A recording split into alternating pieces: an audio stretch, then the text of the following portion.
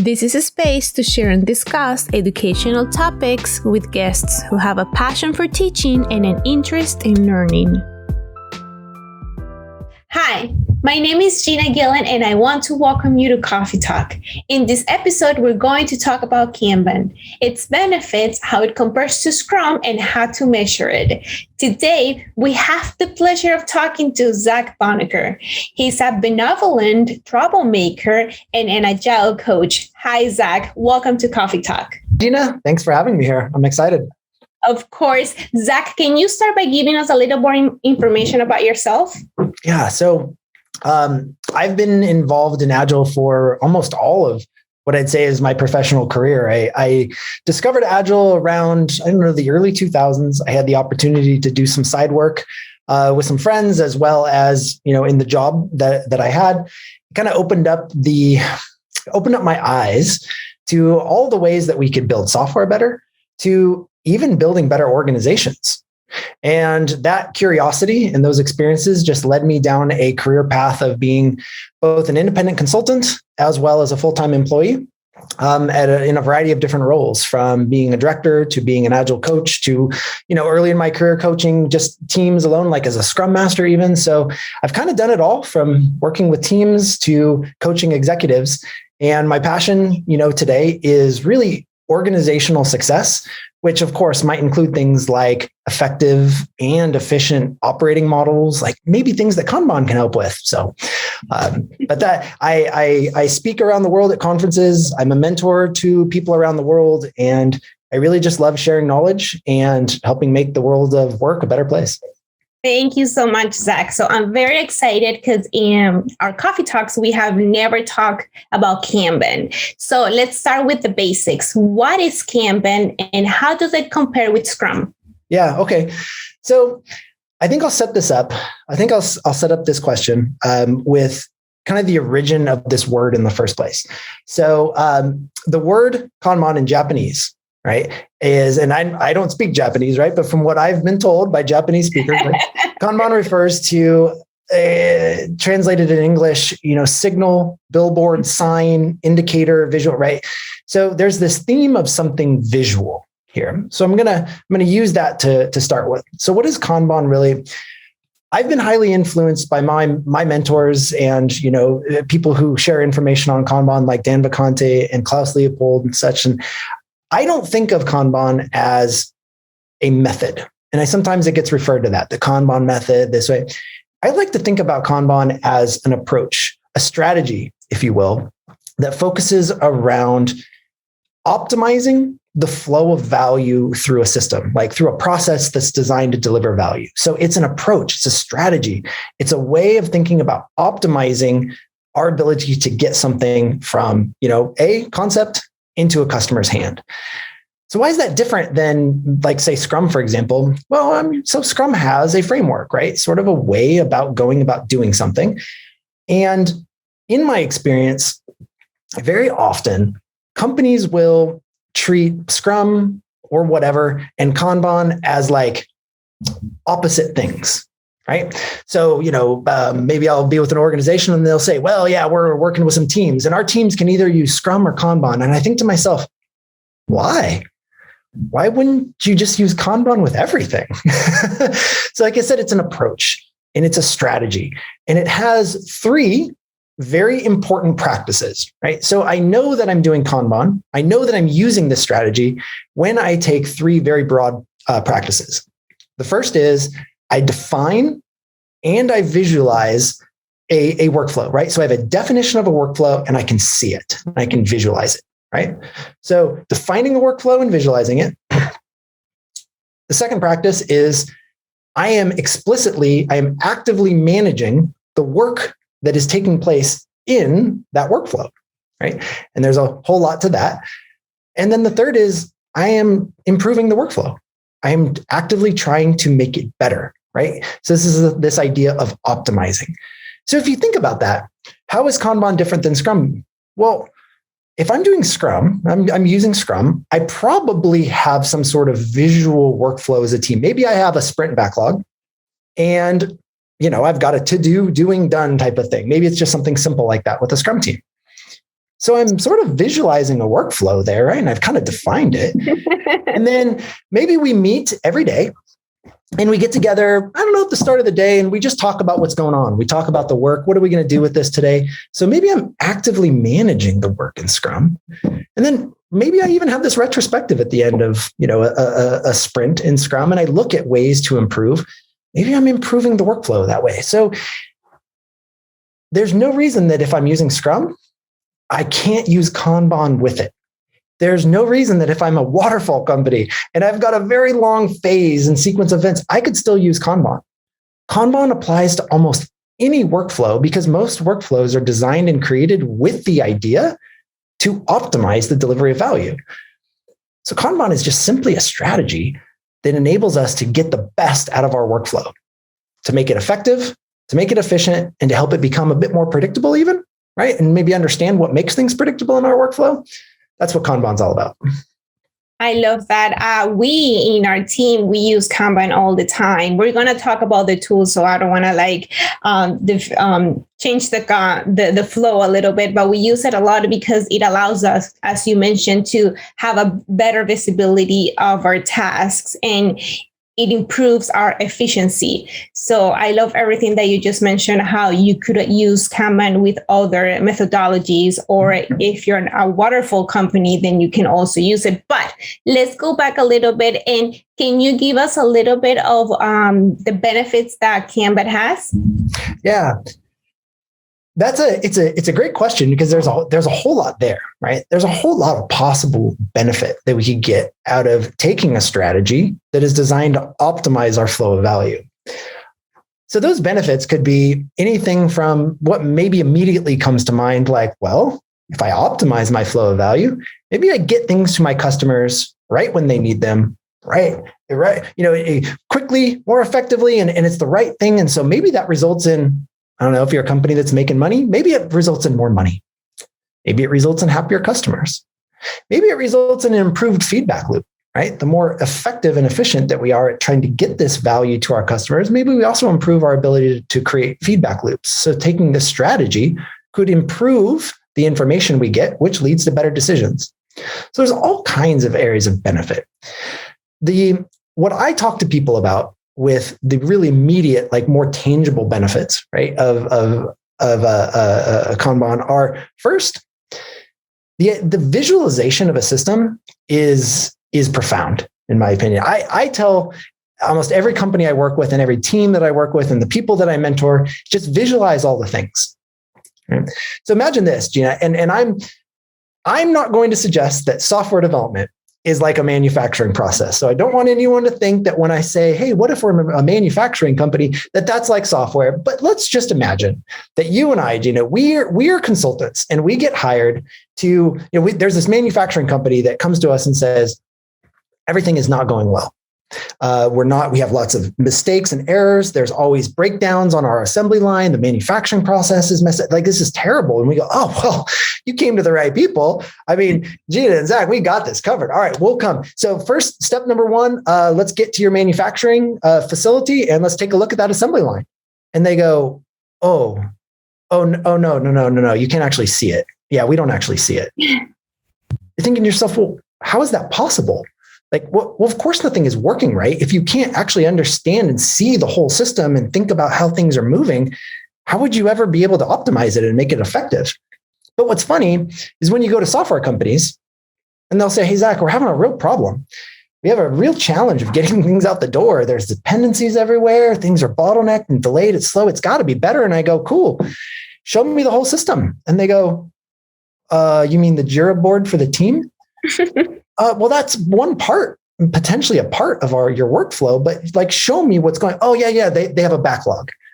And how is the system? What is the workflow of things getting into the backlog? How do we get there? Right. And companies go, well, we don't really have that. And then they think about like value streams and teams of teams working together. And they're all trying to kind of coordinate this from individual team level views. So simply the act of visualizing things creates really powerful insights and benefits that I think people don't even realize how much power can come and how much value and benefit we can get out of seeing the entire concept to delivery flow. I remember one time I worked with a company that they did this. They said, well, Jira teams and this and that and this. What we did is we put everything out of the Jira and wrote it all tediously on index cards and posted it up to a wall and had this workflow around these parts and stages that things were moving through. And then when we were done, we stood back and looked at it. And I remember the manager was looking and saying, I had no idea there was so much stuff blocked, that there was so much stuff backed up behind here. When we sorted it by the amount of time that happened, I had no idea that we were focusing on the small part that was going pretty quickly. And all these other things were out here running for almost a year. I had no idea. I didn't see that, right?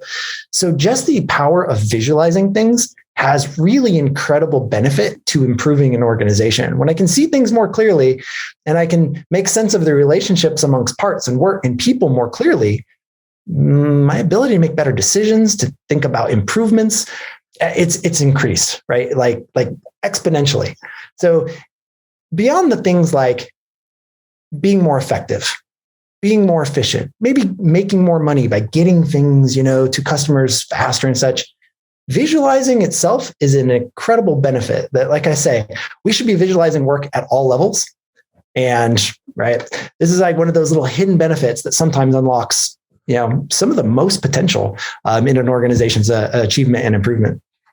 Yeah, exactly, because it helps you manage the work and not actually the worker. Like you said, it has happened to me in the past where I've been working on different stuff and some of the stuff are not getting done because I'm working on some other stuff, but people only focuses on, oh, you're not doing this. And you're like, but look at the other stuff that have been done. So I love that. I love the fact that you can have visibility of everything, that it helps you manage the work. It helps you start from where you are now, which I love that, because then you just can start putting your tasks on the board and see what's going on in the organization. But as they also say, though, when some folks will give the advice with Kanban is to start with where you are today, I think that's an okay concept. But the truth is, what I believe is that even though you may start with what you're doing today, you probably don't have these visualizations today. So you're already doing something different.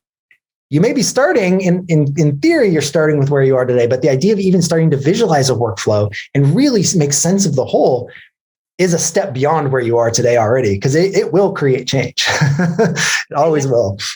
Thank you so much. Now, talking about visualization, do I need a specific tool to start working with Kanban? That's a good question too. Yeah. Here's what I believe.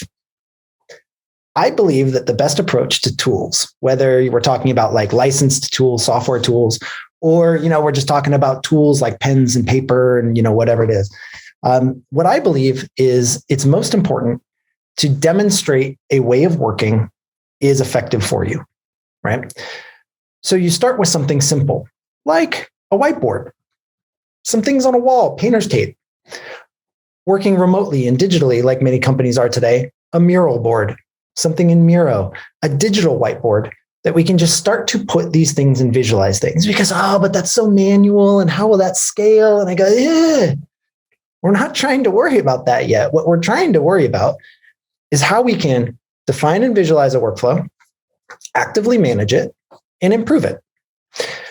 If we need to do that manually on a Miro or mural board or some stickies on a wall, that's okay for now. What we'll demonstrate, though, is what works for us, how we want to work, and we'll be able to actually have a working model or a prototype saying, yeah, see, this is what we're doing. Then you can go to your vendors who are providing tools and say, we want to do exactly that, but easier. Can your tool help us do that? So I don't think that you need a specific tool to define and visualize a workflow, to actively manage it, and to, improve it. Useful things to get started, though, get some people together in front of a whiteboard if you're all working together. If you're working in, a remote world, use one of the incredibly wonderful digital boards that are available to us now, like Mural, like Miro, like all these popular tools. I'd almost say that my preference even is even start remote with some of these digital, whiteboards, because there's so much creativity that you can use with it that is less tedious than having to use painters, tape, and stick it. I can just create templates and group them and duplicate them and move them around. It's so convenient. And they're really, really powerful tools because they're literally a whiteboard. Your creativity and your, artistry, or however creative you want to get in visualization, the sky's the limit. I mean, there is no ceiling on these tools. They're so wonderful for helping to facilitate the design and the visualization of workflows. So this is what I believe. Even if it's manual, use it, do it, and demonstrate that it works for you. Develop your effective way of working. Then go talk to those people that want to sell you things and make sure that what they're going to sell you is facilitates exactly what you're doing today effectively. I love that. Like, start from the basics and then try to find whatever works for you and the team. I love that. Now, we have our community watching this video and they're like, okay, I love Kanban. I love its benefits, what I can do with it. But let's talk about metrics and KPIs. What should I measure in Kanban?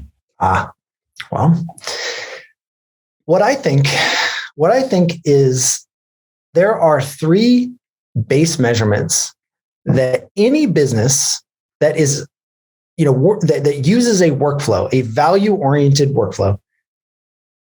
There's 3 measurements that every business needs to use, whether they're building software, whether they're filling water bottles, it doesn't matter, right? Those 3 measurements are often called flow measurements. So they may be very familiar to some of your to some of your listeners or in your community. But they're incredibly powerful. And I think every company should have them. So it isn't even so much Kanban oriented. It's just that they work so well when we're managing a workflow. So those 3 measurements, and I'll go into detail on each one, but I'll list them here first, right? So the 3 measurements are your work in process, your cycle time, and your throughput. So let me talk about those. So first of all, work in process. Right? What is work in process? If I define work in process, it is the number of work items that are actually started, active in your workflow, right? This is where you start. You start with this measurement for this reason. Aside from work in process being a very, very powerful piece of information to tell us about system stability and its performance, work in process it's a double barrel metric. It has 2 parts to it: work and in process, or in progress, again, whatever we want to say, but work and in process. So to use this metric, we necessarily must have a definition of work. That's really important. Because a lot of the times in a workflow, we might be doing a lot of different types of work. I might be doing a project here and a feature there and a big initiative here and fixing a bug there. There could be lots of different types of work that may have different needs in our workflow, may even follow a different flow around arrival and what its process is. So first, we need to agree on what it is that we want to manage. So what is the work that needs to be actively managed in our workflow? So when we have that work type definition, now I know it needs to be visualized, right, in my system.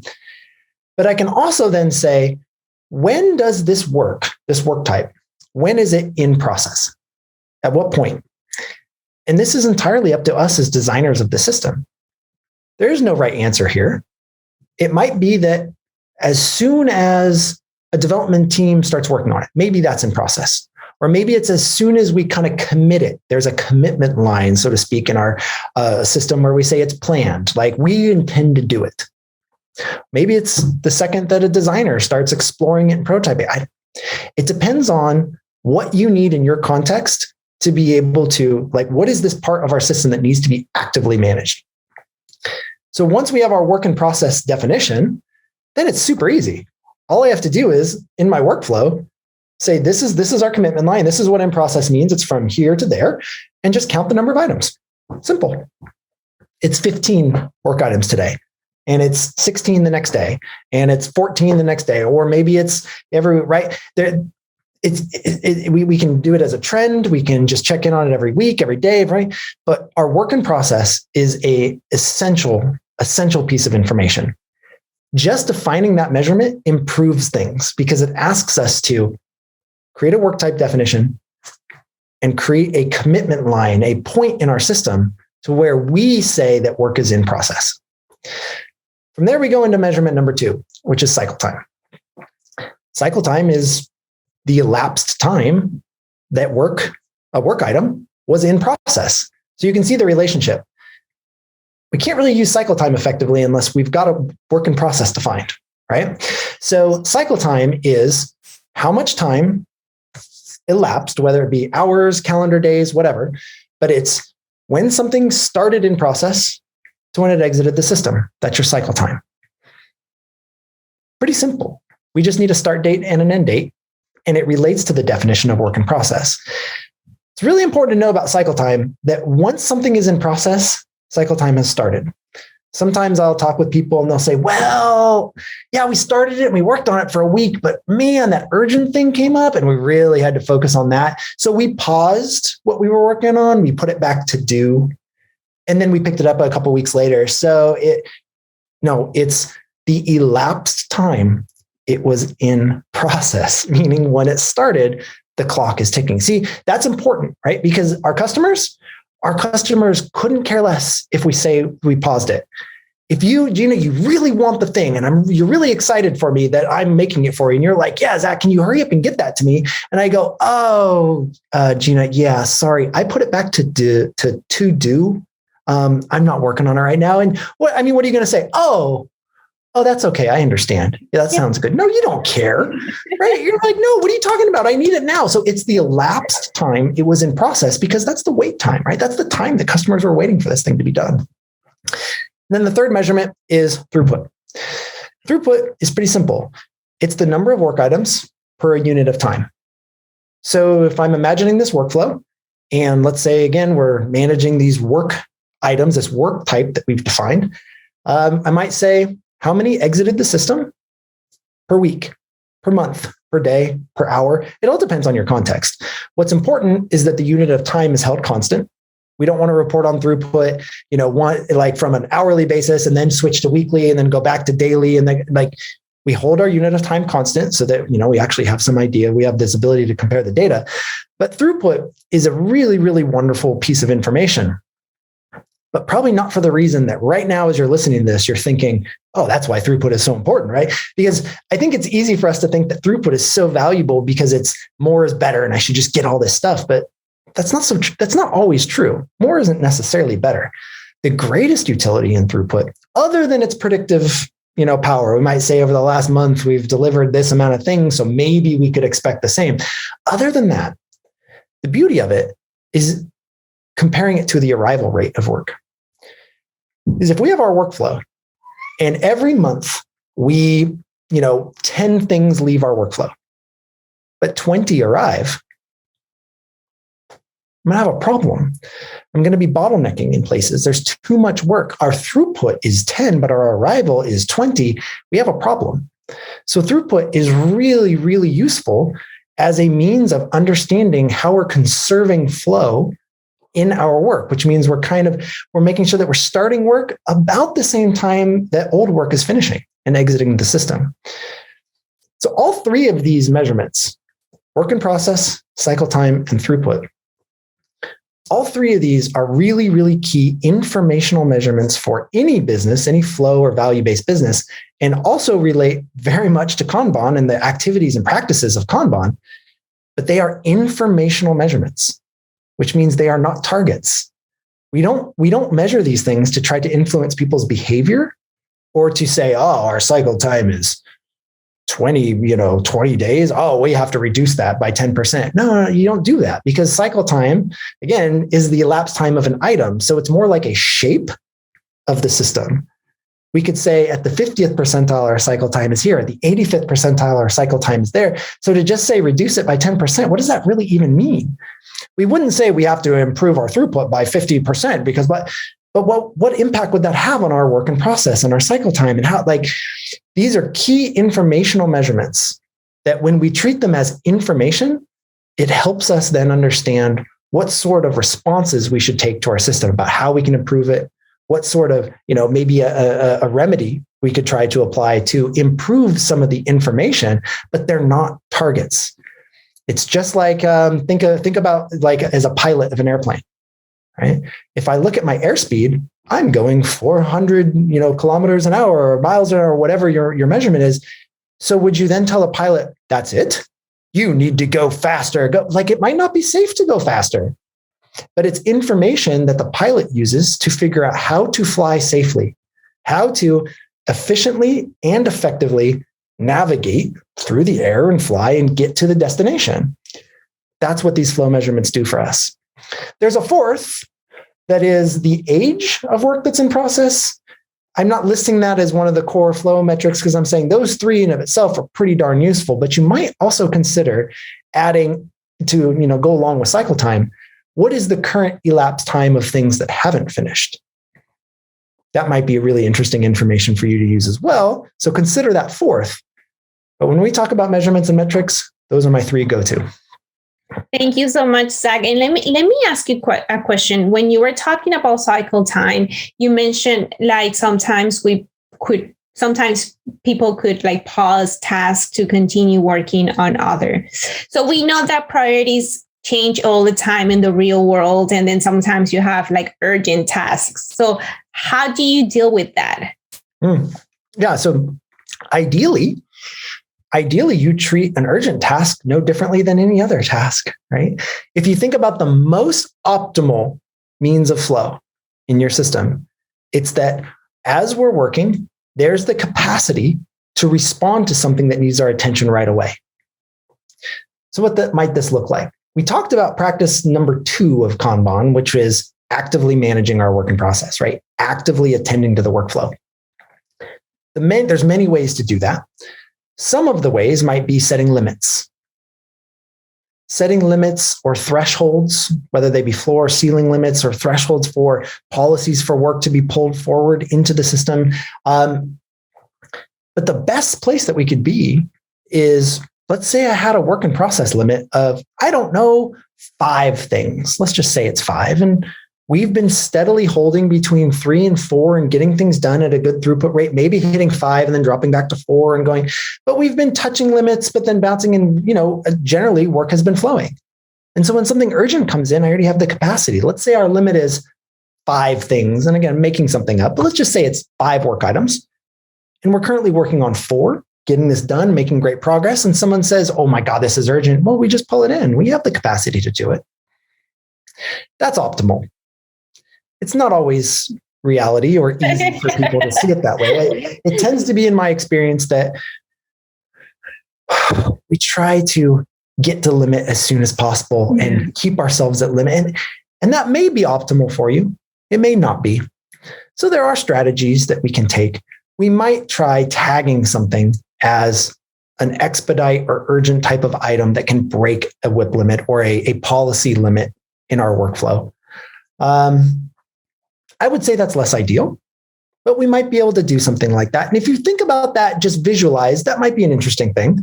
What if we stood back on our wall and we looked at our work and we said, okay, we're trying not to have any more than, say, 5 items that are in progress, but these yellow tagged items here, these are urgent and they can break our WIP limits. And we stand back and we look and I'm like, well, we've got 5 normal work items and 13 yellow ones that are in progress. Yeah, that seems to be a problem with us managing our flow and having too much work in process, and everything is becoming urgent, right? So the way that I would recommend is ideally take the mindset of searching and going for that optimal type of management of your work in process, ensuring that the things that we're doing really, truly are the highest value, that they're right-sized, that they're about as small. We try to make them as small as we can get. Sometimes people will say, so in Kanban, I'm supposed to make everything the same size. And that's actually not true at all. And there's math to show that we don't need to actually worry about size. But it is true that in a very unstable system, like especially software development, where it's kind of stochastic and there's a randomness there, it's hard to know exactly when something is going to be done. We want to try to reduce the impact of that uncertainty, that special cause variation, if you will, by trying to make things as small as possible. So if we're right-sizing work and we're trying to get things done, and we're actively managing them by removing bottlenecks, removing blocked work, eliminating dependencies in our workflow where we can, hopefully we're creating the capacity for the urgent things to be responded to urgently, but without having to carve out some special policy just to it, because those special policies tend to be, well, taken advantage of, at least in my experience. Again, not that you can't do it. It's just sort of this principle of, is that the most optimal way? Maybe not. Aim to try to go as optimal as possible. After all, that's the whole strategy of Kanban, is to optimize your workflow. I love that. Thank you so much. Now, how can Kanban help businesses' operations? Yeah, well, I think across all those things that we discussed, right? Our business operations has so many, depending on the size and scale of your company, right? There's so many things that we can consider. I think one of the most useful things that Kanban can help with, especially for companies at scale, like very large, enterprises and such, is by visualizing these programs and these value streams, we get a real good sense of where dependencies are. How many teams do we tend to need? And what are the patterns of teams that we depend on more than others? And how long we get a really nice picture of the impact of dependency on our ability to deliver. Right? That is a huge opportunity, right, to improve. So how can Kanban help, these business operations? They can make it easier for us to understand how to eliminate a dependency. And that's a really important thing. There's a very simple rule of thumb. A gentleman by the name of Troy McGinnis taught me years ago, just a really simple rule of thumb, which is your odds of delivering something on time, right, are 1 to 2 to the nth power, where n is the number of dependencies. So it ignores probability, right? So we get that. It's just a high-level rule of thumb. But think about this then. If I have one dependency in my workflow, then my odds of it getting on time, rule of thumb, are 1 in 2 to the first power, which is 1 in 2. So it's only 50%. You say, well, how's that possible? Yeah, because either the dependency is removed on time or it's not. There's your example. If we have 2 dependencies, it's 1 in 4. And that's because, well, if we do the whole, decision chain, all the dependencies are removed, or one of them isn't where the other is, and the flip-flop, or none of them. So you can still see it's 1 in 4. So removing dependency is one of the biggest operational achievements that you can make. And in my experience, Kanban helps with that dramatically, because it's the combination of visual management with flow-based management that helps us better understand the relationship and the direction of dependencies and the frequency. Removing those things, it's not always possible to eliminate all the dependencies. But before we start talking about managing dependency, first talk to me about how you've attempted to eliminate it. Because the eliminating it has, well, just think about that rule of thumb, right? A huge impact on your business operations. Thank you so much. Now let's play a little bit of true and false questions. Okay. So the first so maybe's not an answer. I can't go maybe. It has to be true. Yeah. No. It's true or false. That's okay. it. All right. Ready? Okay. When setting a working process limit, you should always take into account the size of your team. True or false? Maybe. No. Okay. Well, phrased that way, you should always take into account the size of the team. I'll say false. And here's why. So while I think that the number of people can actually have an impact on how you might want to think about your limit, it isn't going to be your consistent or any sort of rule or best practice to consider the size of the team to set a limit. In fact, asking what the limit is in a team and comparing it to the number of people might actually be a really useful, bit of information. So, I've coached teams that have said, we want to work from a single piece flow perspective, right? And it means one thing in process at any time with the team. I've worked with a team as large as 8 people that were working single piece flow. And I've worked with smaller teams, 3 or 4 people that, were using single piece flow. So in both cases, 8 people or 4 people, we could still have a limit of 1. It could be more than that, 2, 3, 4. It doesn't really matter. What depends is the context and the type of work that the team is doing. We can use our flow measurements that we talked about to understand the relationship between how the system is performing and those work in process limits. But what's really curious is let's say that you have a team of 5 people. 5 people working together, and we just pose this question. Hey, we don't have any data. We can't possibly know for sure. So let's just start somewhere with a limit. How many work items, should we have in process at any time? And the team goes 5. So 5 people, 5 items. And they go, yeah, because we have 5 people. So you're all working independently then. Well, yeah, I mean, I'll take my thing, and then Gina will take her thing, and then Bob will take. So do we really need a limit on a team? Or is what you're saying, we're all going to work independently with a work in process limit per person of 1, so we should just have individual backlogs? Well, no, we're a team. You don't seem to be acting as a team. It seems that you're just taking things and one person works on it. So sometimes considering the number of people and the limit can open up some really interesting conversations about what the team really is and its behavior. But in general, I don't think that the number of people on a team really have a whole lot of impact on what you should limit or how you should limit. I think what's actually happening in terms of your historical data and the flow measurements that you're using can give you a really good insight of what you might want to try. But I tell you, some of the best places that I'll start with a team is, so in some of my work today, I remember we were starting to build a visual management system for a value stream. And we looked at the 5 teams that were in the value stream, and we visualized all the work in process, and it was about 22 items.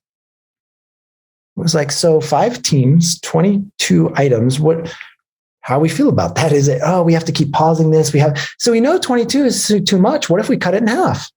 What if we just start somewhere where across the value stream, we try to do half and let's see what impact it is? Or if I take it to a team and I say, team, how many things do you think we should have in process? Try their experiment. What do they think? Or if we look at what we currently have 13 things in process for 5 people, what if we just tried to cut it in half and see what would happen, right? I would rather start with a limit, regardless of how you come about forming the limit.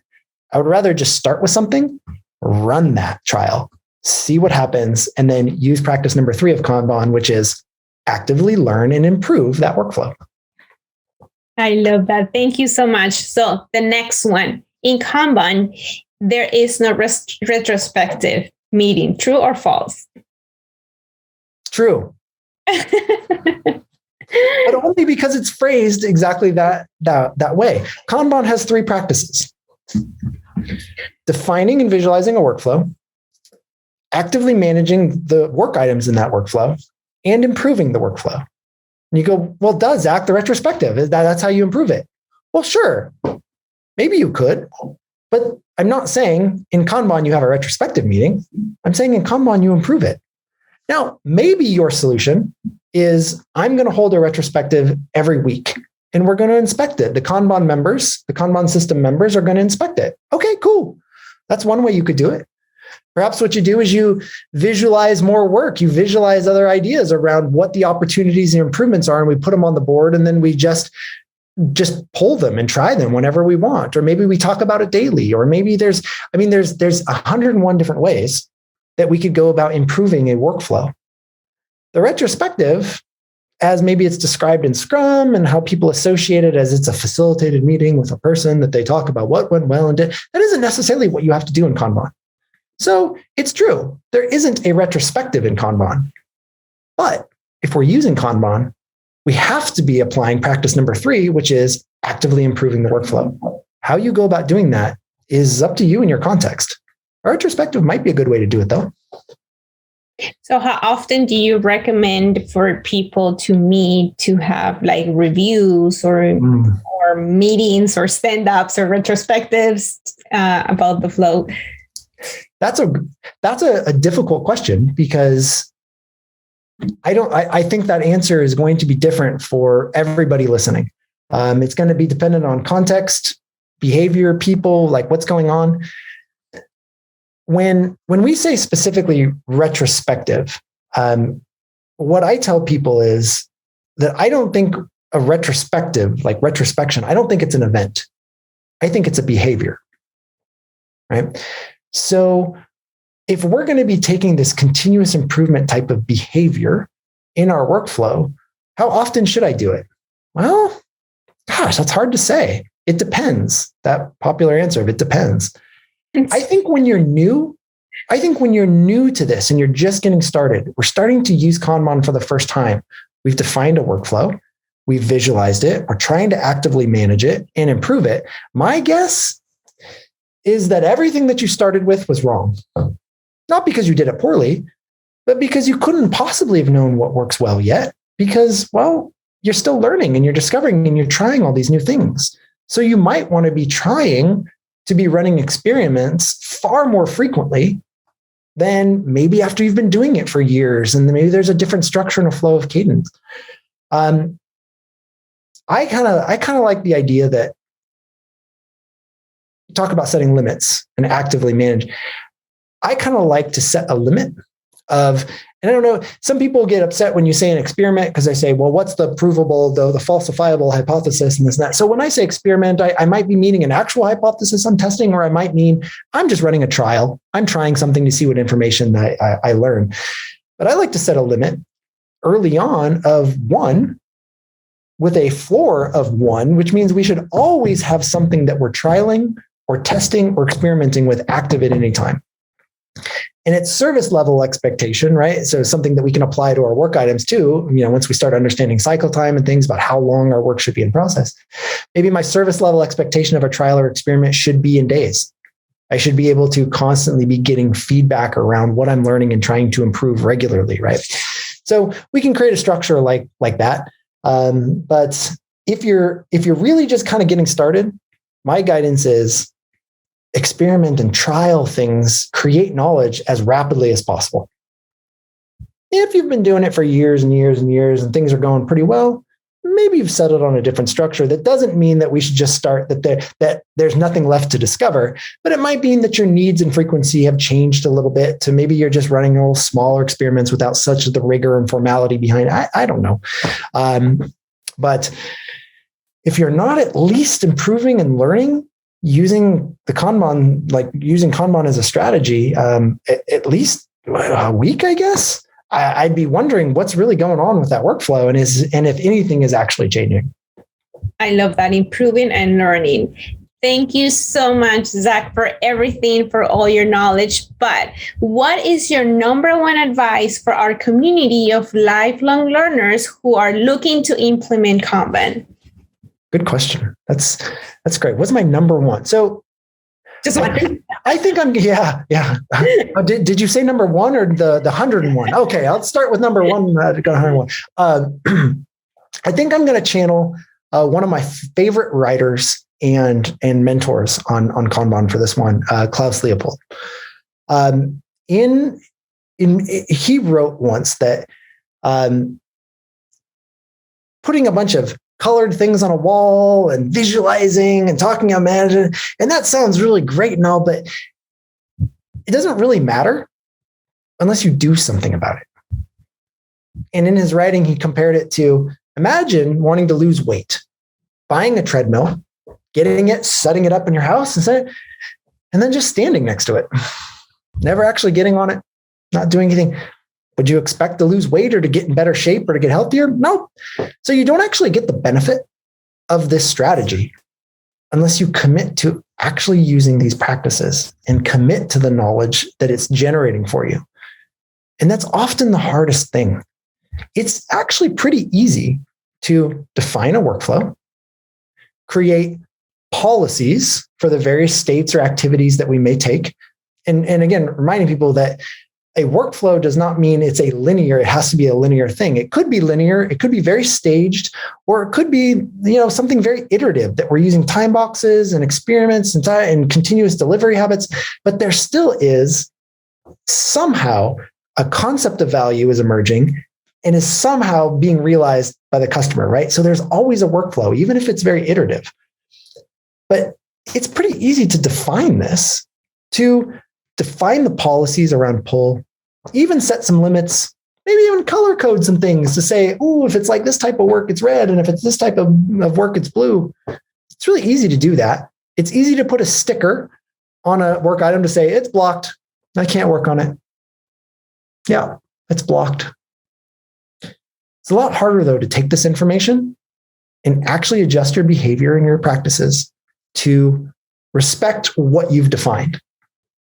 When we say actively managing the workflow, it means we're actively doing something about the signals, going back to that definition of Kanban in Japanese, the signals that it's telling us. It means we have to respond. And sometimes I find that's the hardest thing for companies to do, is to actually take a step. Just visualizing things doesn't necessarily pull us out of the status quo. Actually taking a step out of the status quo and doing something about the signals that it's telling us can be very, very difficult. If you decide to adopt this strategy, you have to commit to actually working with the information. It tells us the problem. It tells us the issues. We have to do something about it, though. And oftentimes that requires change management, maybe even stepping on some of our beliefs, maybe making it kind of having shifting our mindset of some of our beliefs. But in order to lose weight, get in shape, whatever with that treadmill, you're going to have to at least put one foot on there and start to move on it, right? So that would be my number one advice for those getting started. Commit. I love that. Thank you so much, Zach. Now, where can we find you if we want to know more about you? Well, I have a presence, somewhat of a presence online in Twitter. So for anyone who, is using Twitter and they want to hear about my thoughts about software organizations, people, Agile, Kanban, just systems, all kinds of stuff, you can find me on Twitter at Zach Bonaker. Go ahead and give me a follow, and I'm happy to share my knowledge with you that way. I have a blog called Agile Out Loud, which is currently somewhat neglected because I'm pursuing a potential new writing opportunity, which may result in something in the future. But if you Google Agile Out Loud, you'll find places where I write about my theories and beliefs about software, Agile organizations, companies, all these things. It's called Agile Out Loud because most of the writing there is transcribed from me speaking. So I'll write up a little script and I'll just speak, and then it'll end up as a post. So some things there. And, you can find me at conferences if you happen to, attend, conferences around the world. I'm usually, I try to speak at a number of places around the world, and I love to connect with people in person. So if I see you at a conference, please say hi. I would love to talk with you. And then lastly, I'm on LinkedIn, and, I'm happy to share my personal email address. If that's something that goes along with the podcast, feel free to just message me. I try to respond to anybody that, interacts with me because, I like to learn new things, and who knows what I might learn from you if you reach out. That's amazing. Thank you so much. And what conferences are you going to be at? So it is the 11th of May, 2022 right now. And I'll be speaking in a couple of weeks at Agile and Beyond in Detroit. So that's at the end of May. I will be speaking at the Global Scrum Gathering in Denver in June. And I will be at Agile 2022 in Nashville. Speaking there, I got a couple sessions to engage at that fun conference. We're gonna be there, so we may see you. Well, then we should hang out at Agile 2022. So we'll see you then.